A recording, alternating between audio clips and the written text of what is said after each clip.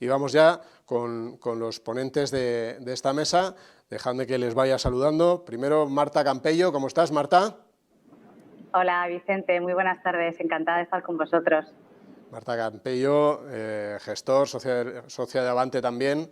Así que nada, muchísimas gracias. Daniel Tello, ¿qué tal? ¿Cómo estás? Hola, buenas tardes. Daniel Tello, que es gestor de Azagala Capital. Y tenemos también a Unai Ansejo. Unai, ¿qué tal? ¿Cómo estás? Hola, ¿qué tal, Vicente? Muy bien, ¿y tú? Muy bien, fenomenal. Unai, que es fundador y CEO de Indexa Capital. Esta composición que tenemos en la mesa, ¿a qué responde? Primero tenemos a Unai, con esa Indexa Capital, lógicamente, un servicio basado en gestión indexada. Tenemos a Daniel, que gestiona de forma activa su fondo. Tenemos a Marta, que gestiona de forma activa también, pero que combinan en algunos fondos, en Avante, tanto la gestión indexada como la gestión activa. Lo primero, un breve comentario sobre esos resultados que hemos visto ahora. No sé si lo habéis visto en pantalla, pero Marta, si quieres empezar tú, ¿qué te ha parecido esas cifras? Bueno, me cuadra bastante, ¿no? Yo creo que en los últimos años lo que hemos visto en España ha sido pues un despegue de la gestión en general. O sea, hemos pasado de no tener prácticamente mucho dinero en fondos de inversión a tenerlo, y dentro de los fondos de inversión pues hemos visto también pues una preferencia por intentar encontrar valor en gestores activos, ¿no? Con lo cual me cuadra bastante que la mayoría de la gente se incline hacia la gestión activa. Pero también tiene muchísima lógica y es una tendencia que estamos viendo en muchas partes del mundo. Estados Unidos va por delante, pero en Europa se ha implantado de una manera también muy fuerte en los últimos años, y es un crecimiento de la gestión pasiva, ¿no? Y con lo cual también me cuadra bastante pues que nuestros inversores y la gente que nos está oyendo pues en los últimos tiempos haya decidido también incorporar gestión pasiva a sus carteras. Daniel. No puede sorprender que cada vez crezca más la gestión pasiva. Es un reflejo de la sociedad. A todos nos enamoramos de los ganadores y la gestión pasiva claramente en los últimos años ha sido el ganador.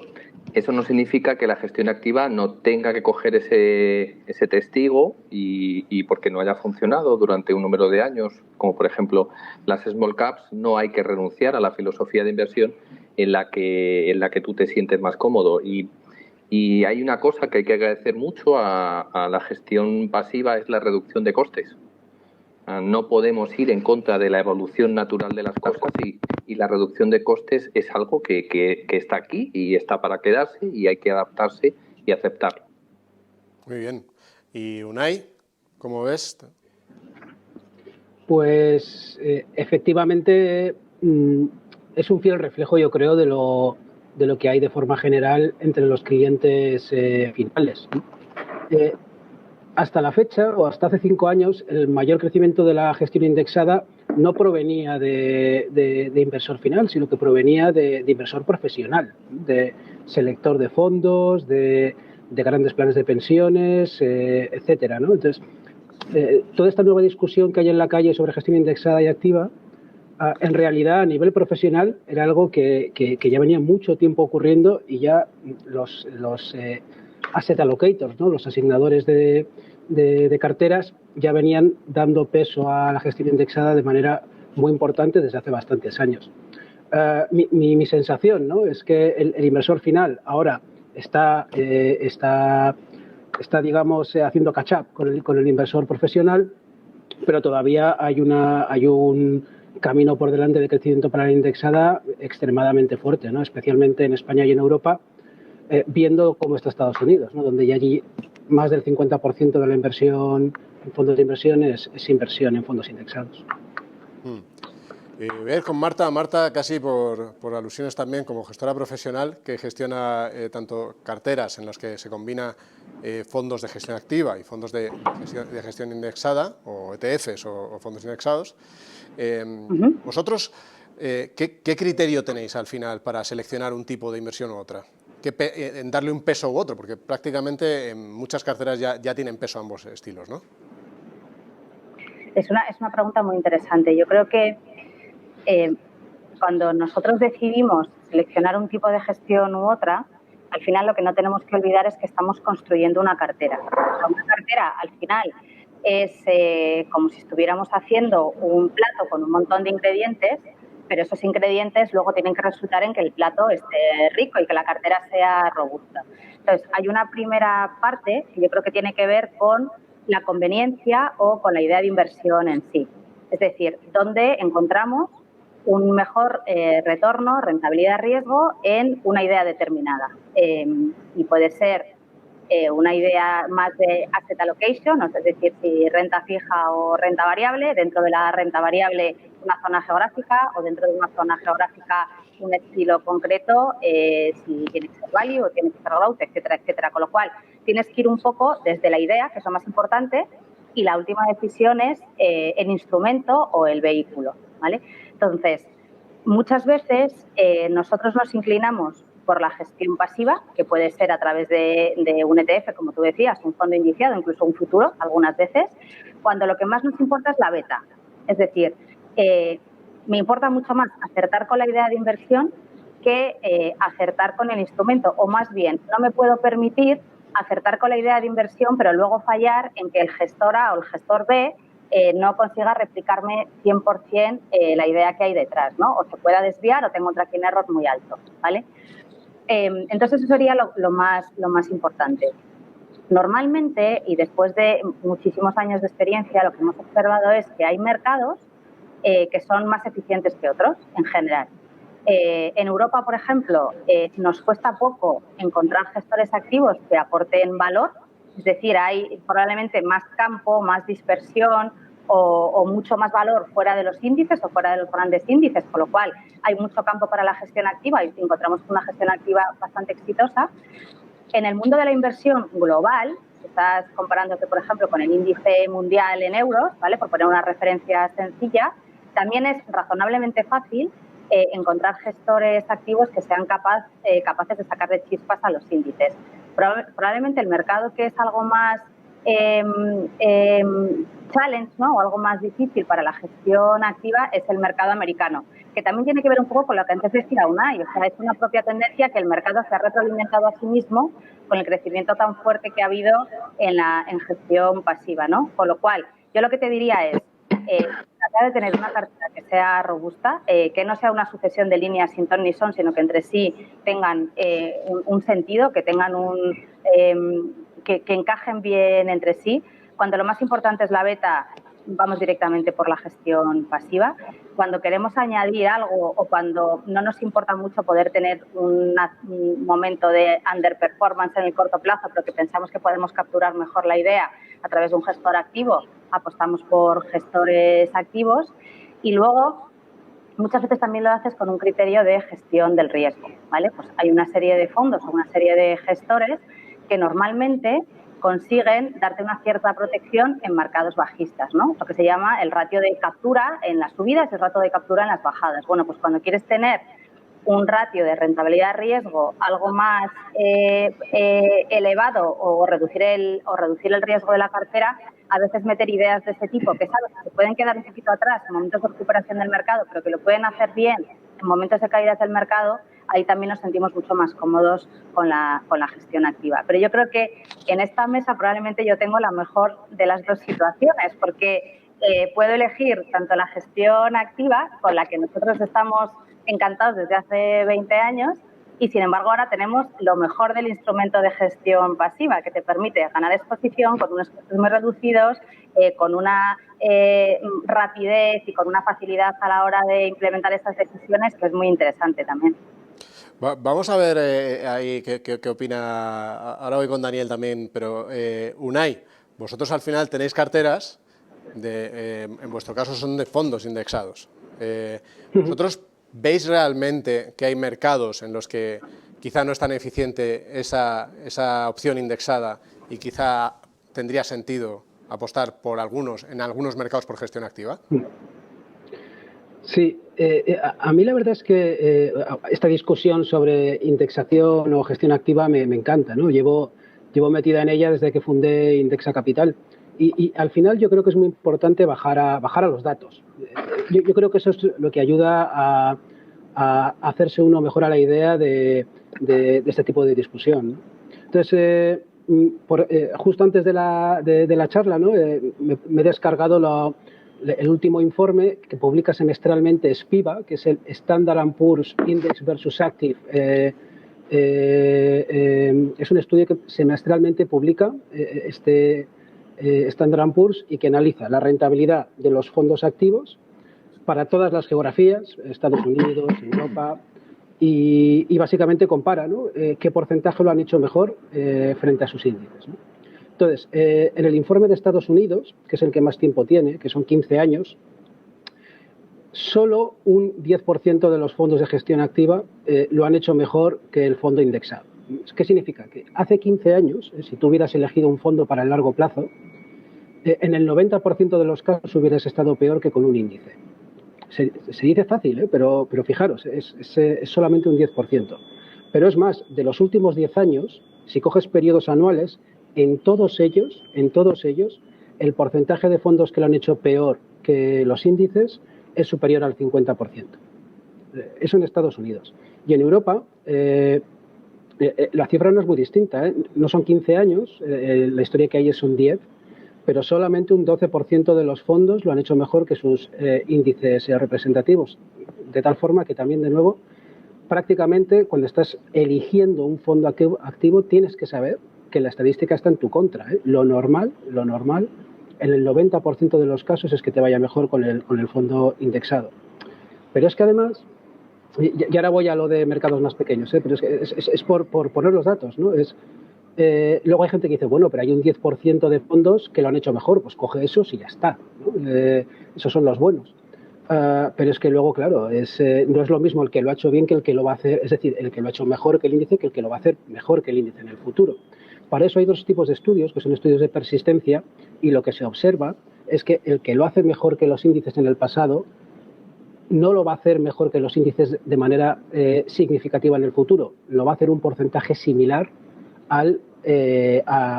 compatible con la suerte, ¿no? Entonces, esto con respecto a los datos. Con respecto a las clases de activo, aquí sí que tengo que decir que hay ciertas clases de activo donde es probable que alguien que esté dedicadamente mirando en estas cosas, pues le puede ir mejor y se puede aprovechar de aquellos que no miran tanto, que están invirtiendo. Y tienen que ser clases de activo necesariamente donde haya muy poca gente mirando, pero realmente muy poca gente mirando, y además que los demás, por alguna razón, no sean tan listos como tú. Entonces, mi sensación es que de estas clases de activo hay muy pocas.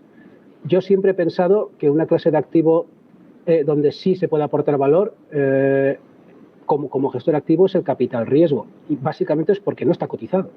Es decir, si tú tienes un acceso privilegiado a un deal flow, por lo que sea, los emprendedores privados te vienen a ver a ti antes que a otro tipo de gestores privados, lo entiendo, pero es que en mercados cotizados me cuesta muchísimo pensar, incluso las tres empresas que hemos visto antes, ¿no? Que no haya muchísima gente ya habiendo pensado y mirado esas mismas opciones de inversión. Pues mira, vamos ahí entonces con un gestor activo, ¿eh? Vamos a Daniel, te lo ha dejado a huevo, Unai. ¿Cómo puede ser? Pues parece preparado, pero no es así, o sea, es totalmente natural. Yo tengo una visión que coincido en cosas con Unai y en cosas con Marta. ¿Cómo lo planteo yo? Al final la gente que necesita, yo creo que tres cosas. Necesita sentirse a salvo, y hoy en día en España un fondo de inversión por regulación es el producto más seguro que hay para un inversor. Segundo, necesita sentirse a gusto, y para que se sienta a gusto necesita compartir la misma filosofía de inversión que el producto en el que invierte. Y tercero, hay que generar rentabilidad. Y para generar rentabilidad tienes que hacer cosas diferentes, porque si no te indexarías. ¿Y cómo se hacen cosas diferentes? Se invierte en activos diferentes, acciones diferentes. La mayoría del mercado no invierte en small caps. Lo que ellos consideran small caps, estamos hablando de empresas por debajo de 500 millones.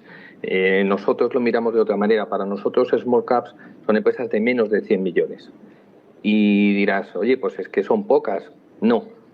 Es decir, solo en Estados Unidos hay 8.000 empresas que no son invertibles para la mayoría de los fondos de inversión, porque no consideran líquida una inversión en 100 millones. Eso cumple el requisito que decía Unai. Y uno de los requisitos que también decía Marta, que añade esto, es decir, bonos diferentes. El 60% de la renta fija europea, ya no hablo de gobiernos, hablo de crédito, son deuda de emisores que no tienen la categoría de investment grade. Los inversores profesionales, los grandes fondos, no miran los fundamentales de esas emisiones en su mayoría, sino que ven el rating y dicen no invertible. Esos son dos de los activos diferentes donde se pueden obtener rentabilidades diferentes porque cumplen esos criterios de olvidados y líquidos, no los mira nadie, sin research profesional. Y al final, pues se trata también de gestionar la liquidez de una manera diferente. Siempre hay que tener liquidez, como han demostrado algunos de los mejores inversores de todos los tiempos que con altos grados de liquidez han conseguido mucha rentabilidad. ¿Por qué? Porque nunca sabes cuándo la vas a necesitar, como pasó en marzo. Esta es una mesa redonda peculiar. Normalmente en la mesa redonda estamos todos sentados, vemos las caras que pone uno y pide el turno para responder. Y aquí no lo vemos así. En esta mesa redonda estoy yo en un sillón y cada uno en su casa. Con lo cual perdemos esa frescura. Pero si alguno queréis intervenir, me lo decís de alguna manera. Yo antes, Daniel, te quería hacer una pregunta a ti. Precisamente tú has lanzado un fondo hace poco, digamos así, aunque para ti será ya mucho tiempo, y si te enfrentas con este reto de ir a ver a gente, pues probablemente como Marta, a contarle esta idea de inversión que tienes, este proyecto de inversión, y tienes este competidor, ¿no?, que es la gestión indexada. Al final, ¿qué tiene que hacer un gestor como tú para intentar atraer ese interés cuando tenemos esta tendencia tan fuerte de la gestión indexada? Hacer cosas diferentes, es decir, hay muchos fondos en España, hay muchos fondos en Europa, pero hay muy pocos fondos que combinen small caps y crédito y liquidez. Y además lo hacemos de una manera que entendemos que es el futuro, es decir, con unas comisiones de gestiones que empiezan en un nivel en el que consideramos que es el mínimo, por debajo de la media del sector, pero el mínimo para gestión activa, y a medida que suba el patrimonio, nosotros por folleto bajamos la comisión, empezamos en 1,40 y acabamos en 0,50. Es decir, intentamos coger lo mejor de cada uno de los sistemas. Pero al final, sin track record, en un sector tan duro y tan exigente es difícil. No vale que yo tenga 20 años de experiencia en sala de tesorería, en el mundo de la inversión, etcétera. Es decir, tú tienes que demostrar track record. Y track record solo se demuestra a lo largo del tiempo. Yo personalmente tengo que dar las gracias a todos los partícipes de Azagala, porque ahora mismo es un Friends and Family and Fools, y yo tengo la suerte de conocer a prácticamente el 95% de los partícipes, y somos más fuertes que otros fondos más grandes porque no ha salido dinero de Azagala en lo que llevamos de 2020. De hecho, en marzo ha entrado dinero. Así también es como se genera alfa, no solo cuando yo acierte o me equivoque, que me equivocaré seguro, sino con el comportamiento adecuado de los partícipes porque comparten la misma filosofía de inversión que el fondo. Marta, bueno, primero, si quieres responder a algo de lo que han comentado algunos de los tanto Unai como Daniel, pero también te quiero lanzar una pregunta en el sentido de enlazando o hilando con lo que decía Daniel. Vosotros, al final, tenéis la alternativa del índice y la alternativa de muchísimos gestores como Daniel que vienen a veros a contaros una idea. ¿Qué necesitáis escuchar en ellos para que sean una alternativa real y para que invirtáis en ellos y no en el índice? Vale. Déjame empezar por una cosa que yo creo que se nos ha quedado pendiente de la anterior ronda y creo que es importante. Si tú eres un inversor en España, seas un inversor particular o seas un inversor institucional, ahora mismo te enfrentas a un universo de posibilidades de inversión que se cuentan por miles, ¿vale? Hay miles de fondos de gestión activa, miles de ETFs, miles de fondos índice y miles de instrumentos derivados, con lo cual tienes un abanico de posibilidades tan grande que a eso le tienes que meter mano de alguna manera, ¿vale? Entonces, yo creo que hay que empezar un poco por describir cuál es tu situación, ¿vale? Y luego, una cosa muy importante, y probablemente vaya en el título de este panel, superando, ¿no?, el tema o el milestone que se llama de la gestión pasiva. ¿Cuál es tu referencia ¿cuál es tu propósito cuando inviertes? ¿A qué quieres superar? O sea, ¿cuál es tu índice? Porque en un ejemplo muy sencillo con la gestión pasiva, y nos valdría lo mismo para la gestión activa, la gestión pasiva per se es buena o mala según el resultado final que obtengas. O sea, yo he podido tener un ETF del IBEX 35 durante los últimos 5 años y es un instrumento de gestión pasiva razonablemente líquido, con unos costes muy bajos y puedes seguir perfectamente todas las posiciones que tienes, transparente.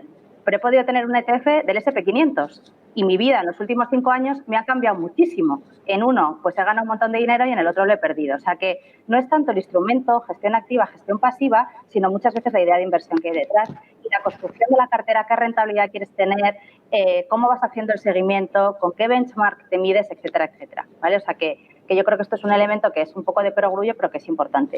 Y respecto a la gestión activa, pues nosotros, evidentemente, te puedes imaginar que recibimos a muchísimos gestores. De hecho, recibimos prácticamente a todo el mundo que se acerca a vernos y también hacemos nuestra propia labor de búsqueda. La gestión o en análisis cuantitativo, lo que te pueden dar los filtros, las herramientas, que hay múltiples, etcétera, es súper útil, pero ha dicho una cosa muy interesante. O sea, te describen el pasado.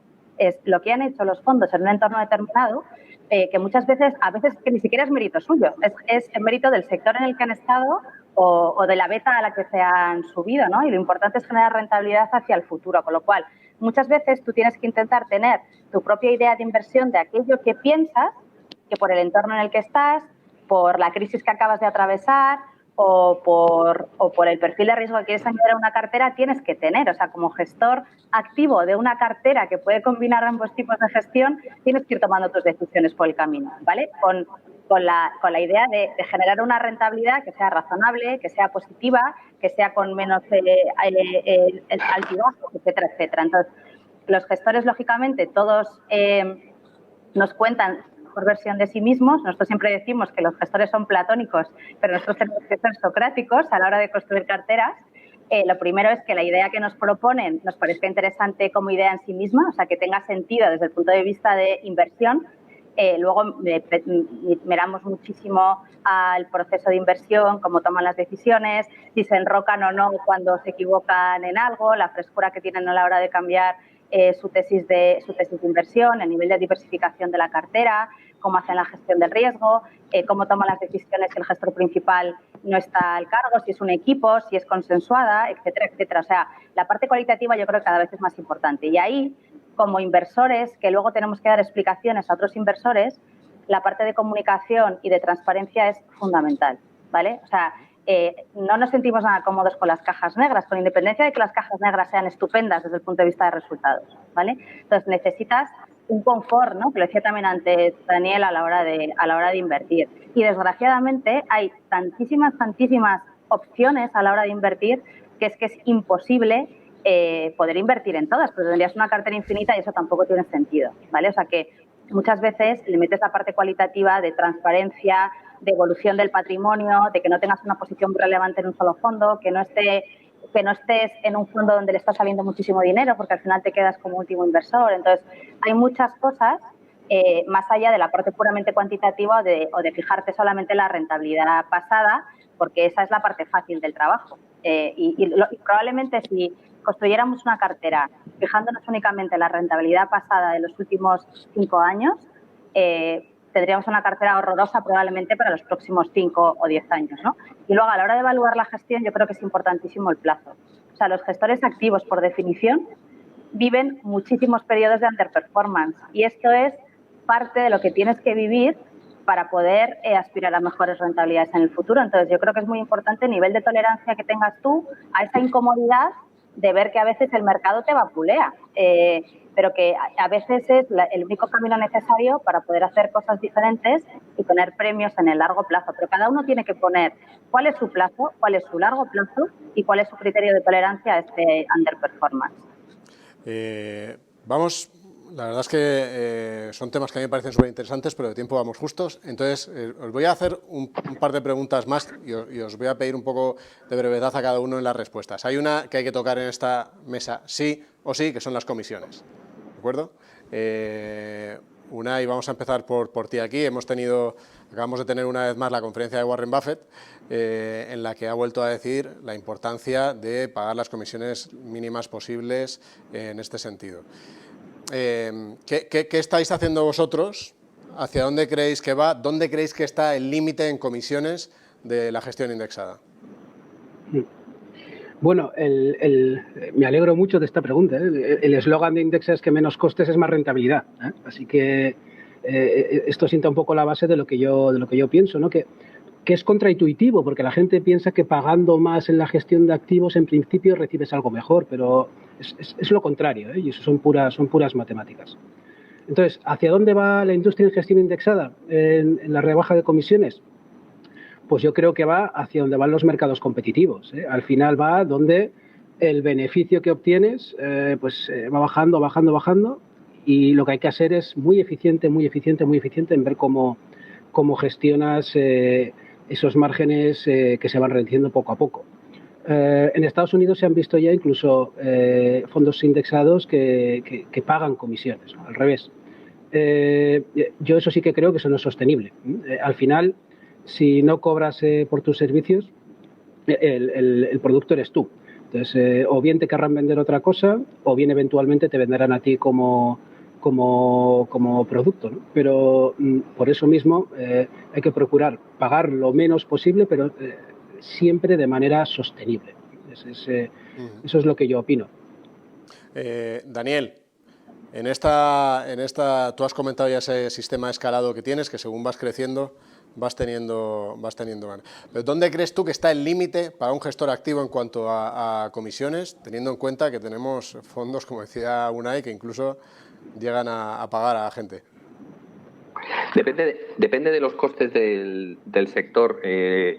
No basta con que solo los gestores bajen comisiones y luego el resto del sector, antes y después de toda la cadena de valor, no hacen lo mismo. Entonces tiene que ser a una. Yo creo que será una porque es parte de la evolución. Lo que sí me gustaría es dejar una reflexión que yo he visto en los últimos meses. Es decir, en mi opinión, creo que no tiene sentido adorar determinados productos baratos solo porque sean baratos. En fondos indexados de renta fija de gobiernos puede no tener sentido invertir, aunque el TER sea 0,10, 0,12, 0,15, cuando te metes dentro del fondo, ves el portfolio y ves que en el mejor de los casos te va a dar un 0,40 de rentabilidad durante los próximos años, 8 años. Con una duración de 8 años, si lo máximo que puedes esperar es un 0,40, creo que la relación rentabilidad ajustada al riesgo o rentabilidad ajustada al coste no compensa siempre lo más barato. Muy bien, y Marta, te pido también aquí brevedad en esta respuesta. Había algunas preguntas precisamente vosotros en vuestro caso, cuando son fondos de gestión indexada, si las comisiones son menores o cómo hacéis esa gestión de comisiones entre activa y pasiva. Bueno, yo creo que lógicamente nosotros tenemos sensibilidad al tema de las comisiones, ¿no? Porque lógicamente, bueno, pues a igualdad de calidad, si se pudiera medir, pues siempre irías hacia que el producto tuviera comisiones más bajas. Nosotros la verdad es que tenemos una ventaja una vez más porque somos un inversor institucional a través del fondo de fondos, ¿no? Con lo cual, bueno, pues accedemos a las clases más baratas posibles, no hay conflicto de interés, puesto que no tienes que estar pensando ni que tiene o no tiene retrocesión, y luego muchas veces el instrumento de la gestión pasiva, pues dentro de una cartera, lógicamente, cuando el coste es prácticamente cero, unos puntos básicos, pues te ayuda también a disminuir el coste total de una cartera, ¿no? Pero yo creo que es importante la percepción de valor. O sea, si la discusión se queda única y exclusivamente en un tema de costes y en un tema de comisiones, ahí, lógicamente, todos acabamos devaluando el valor de lo que ofrecemos. O sea, yo creo que una cosa buena que ha tenido la gestión pasiva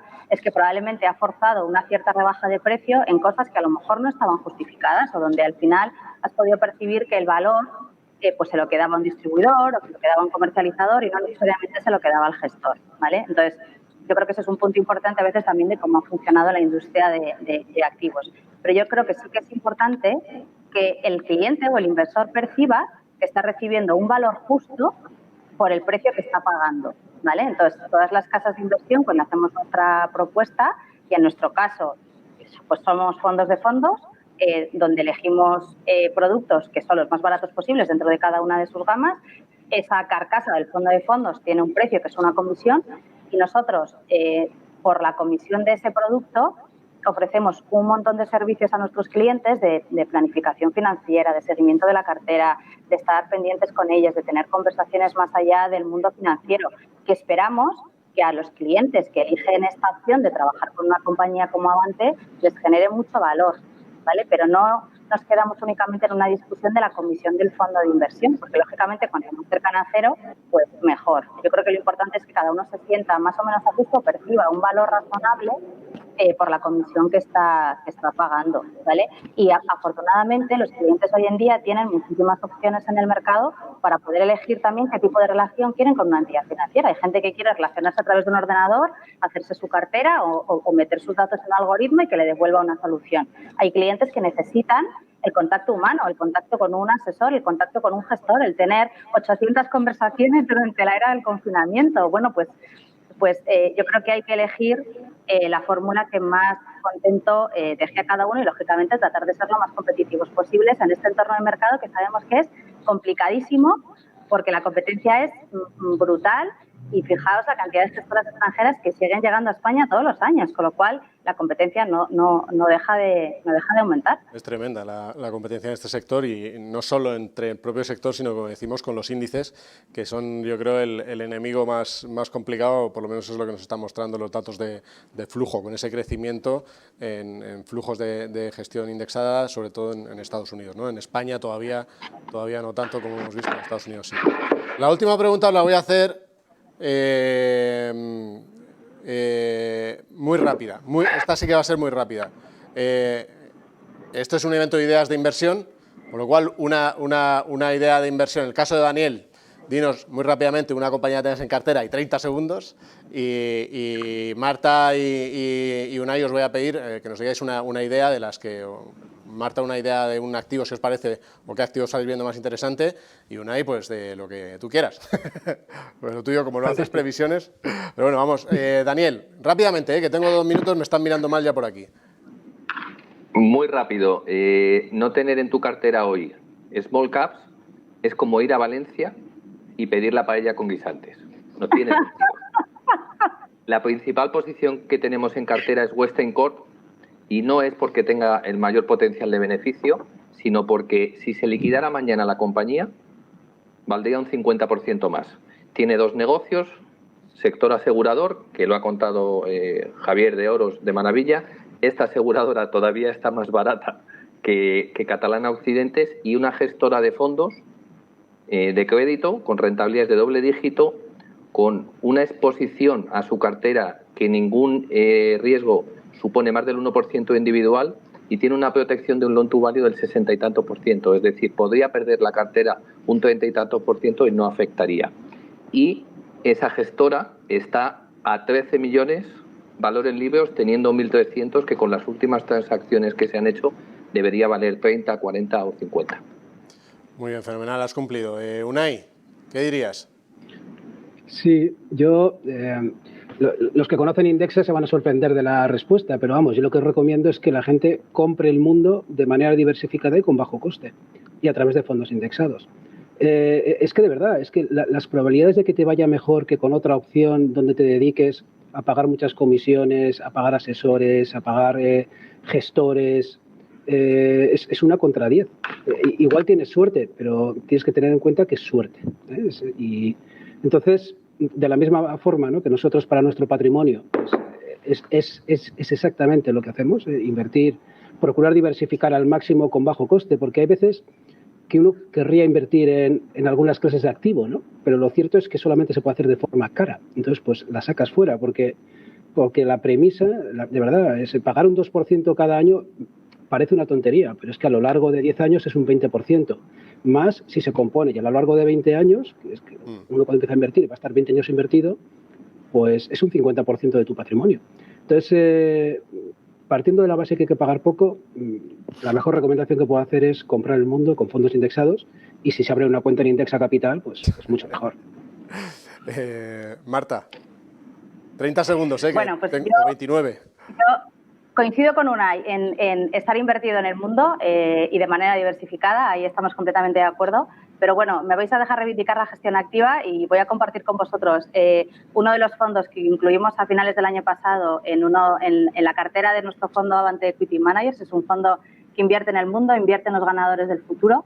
Es un fondo de gestión activa, lleva una rentabilidad en el año del 17,7%, de la cual nos hemos beneficiado. En el acumulado de los últimos 3 años lleva una rentabilidad neta de comisiones del 90%, con lo cual yo creo que, bueno, aunque es una idea, lógicamente, que es de lo que mejor ha funcionado en la cartera, bueno, pues es de esas cosas que nos encanta descubrir como selectores de fondos y que, bueno, te sacan una sonrisa en un año tan complicado como este, cuando en alguna parte de la cartera, pues has acertado, ¿no?, con la idea que has decidido meter. Entonces, bueno, yo lo dejaría ahí. Bueno, muchísimas gracias a los tres, esas 3 ideas. Ha sido un placer, ha sido raro, porque una mesa redonda así es rara, pero ha sido un placer charlar con vosotros este ratito y confrontar estas ideas. Vamos a despediros ya, pero quedaos escuchando porque la pregunta que he hecho al principio la voy a hacer ahora un pelín distinta y a ver si vuestras intervenciones han cambiado un poco la percepción de la gente o no. Muchísimas gracias a los 3. Muchas gracias. Un placer, muchas gracias a todos. Bueno, pues vamos